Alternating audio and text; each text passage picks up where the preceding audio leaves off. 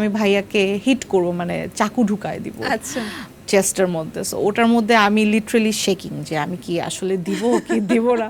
বলছে না না না, শখ ফিল ফ্রি, তুমি দাও, আমার ব্যথা লাগবে না, কোনো সমস্যা নেই। কনস্ট্রাকটিভ ক্রিটিসিজম তুমি নিতে পারো। সকাপু আমি তোমার অনেক বড় ফ্যান, আমি তোমাকে অনেক ভালোবাসি। আচ্ছা, তখন আমি বলছিলাম যে তুমি আমাকে ভালোবাসো, তাহলে আপু কেন বলছো ছেলে? এতই যখন ওপেন তুমি তুমি কি তোমার ফোনের ওয়ালপেপারটা আমাদেরকে দেখাবে?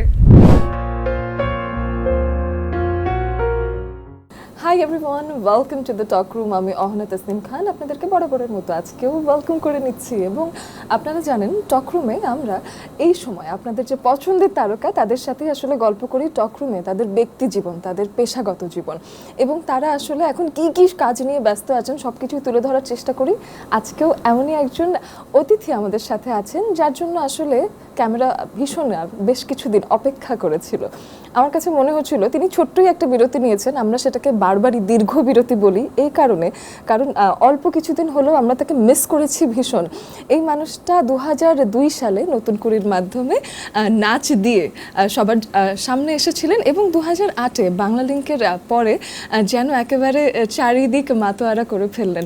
তার হাসি, তার অভিনয়, তার দক্ষতা, তার নাচ, তার গুণের কোনো শেষ নেই। আমার মনে হয় কিছুটা আপনারা আন্দাজ করেও ফেলেছেন। আমাদের সাথে আজকে আছেন নান আদার দ্যান আনিকা কবির শখ। কেমন আছো আপু? আলহামদুলিল্লাহ, ভেরি গুড। একদম সবার আগে জানতে চাই যে রহমান জন এবং আনাহিতা রহমান আলিফ কেমন আছে? ভালো আছে আলহামদুলিল্লাহ। একদম ব্যক্তি জীবনে দেখা যাচ্ছে যে মাঝে দীর্ঘ বিরতি সবাই বলছে, এটা হ্যাঁ আমি শুনতে শুনতে আসলে টায়ার্ড। সবাই দীর্ঘ বিরতি বলছে, but it was just 2.5 years I guess. Yeah exactly, মানে আমার জাস্ট প্রেগনেন্সি টাইমটুকু আমি একটা ব্রেক নিয়েছিলাম।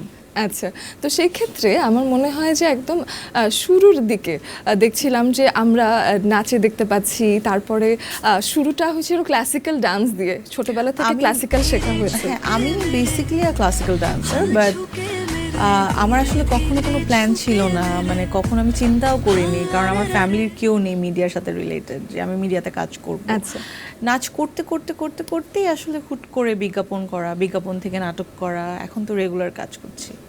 একদমই। তো এই যে 2-2.5 বছর পরে এখন আবার কাজের শুরু, তো এই সময়টায় কোনো চেঞ্জ মনে হয়েছে? ক্যামেরার সামনে আসার আগে কোনো মানসিক নার্ভাসনেস ছিল? আচ্ছা, আমার প্রিপারেশন না, একদমই না। মানে যেটা হয় কি, আমি সব সময় অনেক বেশি কমফোর্টেবল, আর এটা মোটামুটি সবাই জানে যে নাচের মেয়েরা আসলে খুবই কমফোর্টেবলি কাজ করতে পারে, তাদের ক্যামেরা ভীতিটা থাকে না, নার্ভাসনেসটা কাজ করে না, কারণ আমাদেরকে ওভাবেই আসলে আমরা এত বেশি স্টেজ শো করে ইউজ টু। সো ওই কারণে আসলে ক্যামেরা ভীতিটা একদমই নেই, কারণ আমাদের দর্শকের সাথে ডিরেক্ট ইন্টারাক্ট করতে হয়। তো আর 2 বছর পরে কি চেঞ্জ হয়েছে, আমি যদি বলবো যে আমাদের কাজের ধরনটা অনেক চেঞ্জ হয়ে গেছে। আগে যেমন আমরা শুধু টেলিভিশন রিলেটেড কাজগুলো করতাম, এখন যেমন ওটিটি প্ল্যাটফর্ম হয়েছে, এটা অনেক বড় একটা জায়গা, এটা খুব ভালো হয়েছে। অ্যান্ড বিভিন্ন ধরনের লাইক